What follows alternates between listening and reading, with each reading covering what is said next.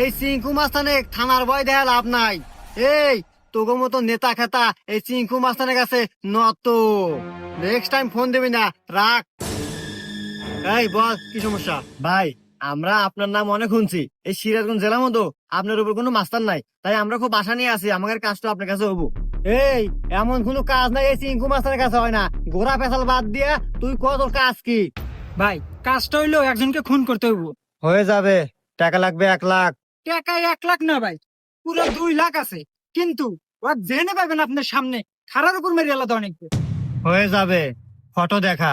এই বাইক ছবিটা দেখা তো।